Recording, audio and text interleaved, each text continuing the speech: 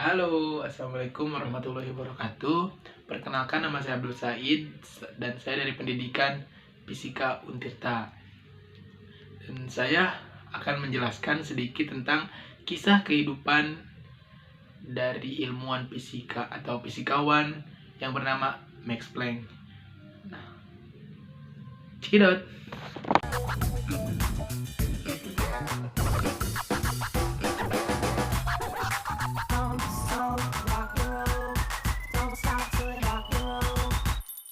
Baik teman-teman, saya di sini akan menceritakan sedikit tentang profil Bapak Mekanika Kuantum, yaitu Max Planck. Nah, Max Planck dilahirkan dengan nama lengkap Max Carl Ernst Ludwig Planck. Ia lahir pada tanggal 23 April 1858 di kota Kiel, Jerman. Dan ayahnya bernama Johann Julius Wilhelm Planck, adalah seorang profesor hukum. Dan ibunya bernama Emma Petzig. Planck memiliki 5 orang saudara kandung. Planck bersama dengan orang tua dan saudaranya menetap di Munich, Jerman. Setelah menetap di Munich, Planck diterima di sekolah Gymnasium Maximilians, di mana dia dibimbing dalam bidang ilmu matematika, astronomi, dan fisika. Gurunya adalah seorang matematikawan bernama Hermann Müller. Planck kemudian lulus dari sekolah tersebut ketika ia berusia 17 tahun. Selain berbakat di bidang ilmu alam, Planck juga diketahui memiliki bakat dalam bidang seni, khususnya musik. Namun, ia lebih tertarik pada bidang fisika dan mulai mendalaminya. Untuk itu, pada tahun 1874, Planck masuk ke Universitas Berlin. Di sana, ia mendalami bidang fisika. Planck hanya menghabiskan waktu selama 1 tahun di Universitas Berlin, walaupun di universitas tersebut dikenal sebagai tempat lahirnya fisikawan terkemuka, seperti Hermann von Helmholtz dan Gustav Kirchhoff. Tetapi Planck tidak terkesan dengan apa yang dilihatnya.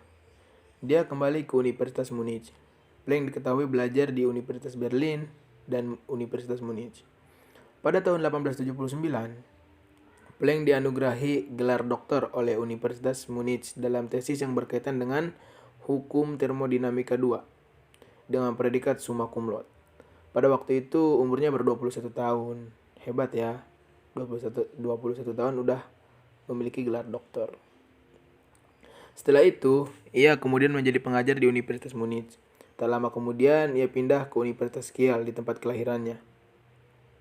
Nah, di tahun 1889, ia menjadi guru besar di Universitas Berlin sampai ia pensiun.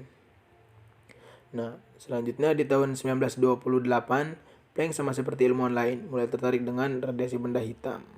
Hasil karya pertama Planck adalah penemuannya dalam hal formula atau rumus yang tepat menggambarkan radiasi benda hitam. Nah, sebenarnya Max Planck itu hanya meneruskan dari ilmuwan-ilmuwan sebelumnya. Ada ilmuwan pertama, Relic Jim. Dia mengeluarkan persamaan dan ternyata gagal.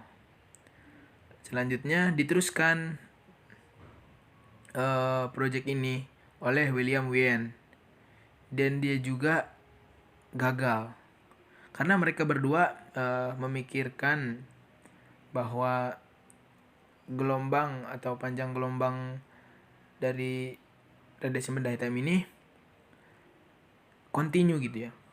Ternyata Max Planck hadir dengan menggabungkan dua persamaan yang dikeluarkan oleh Relic dan Jim dan William Wien. Beliau mendapatkan persamaan baru yang disebut teori Planck atau teori kuantum gitu ya. Nah, Planck menjelaskan bahwa radiasi elektromagnetik yang dipancarkan oleh suatu benda terbagi-bagi ke dalam bentuk paket-paket energi yang disebut kuantum. Nah, gagasan dari Planck ini yang kemudian dikenal dengan teori kuantum yang udah tadi dibilang ya. Nah, menurut teori Planck, ukuran kuantum cahaya tergantung pada frekuensi cahaya, misalnya pada warnanya, dan juga berimbang dengan kuantitas fisik yang oleh Planck diringkas dengan H. Tetapi sekarang disebut dengan patokan Planck gitu ya. Kayak yalah, tetapan Planck. Nah, hipotesa Planck amat berlawanan dengan apa yang menjadi konsep umum fisika. Tetapi dengan penggunaan ini, dia mampu menemukan keaslian teoritis yang tepat daripada formula yang benar tentang radiasi benda hitam. Teori Planck begitu revolusioner. Hipotesanya terdengar aneh dalam soal khusus ini.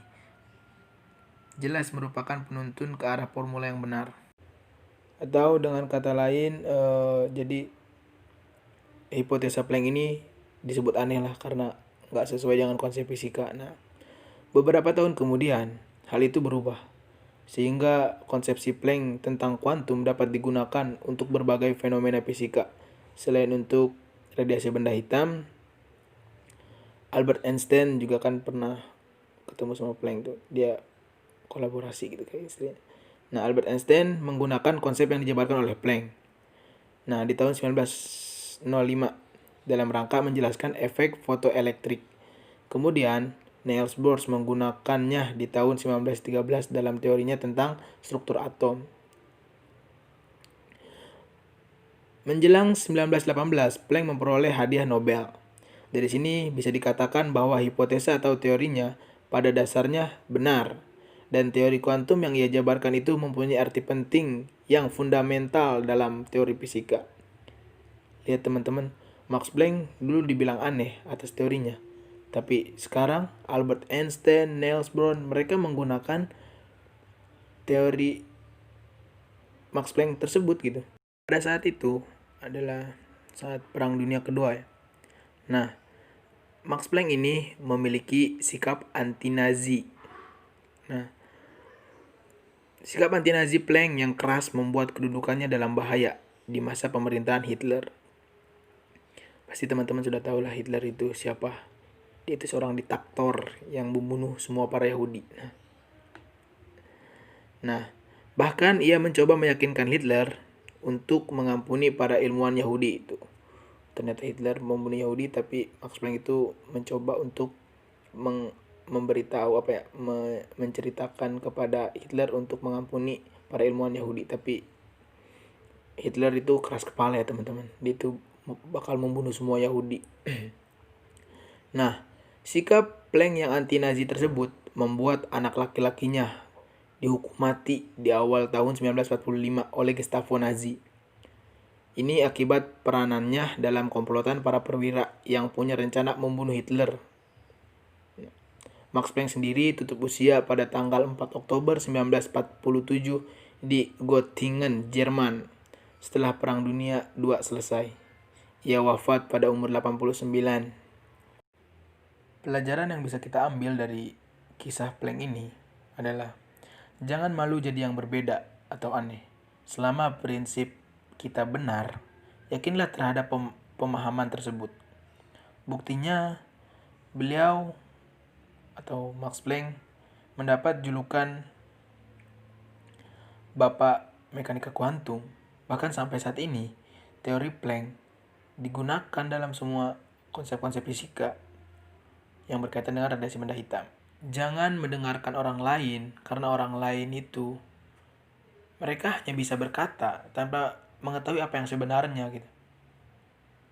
Mungkin itu saja yang bisa saya sampaikan.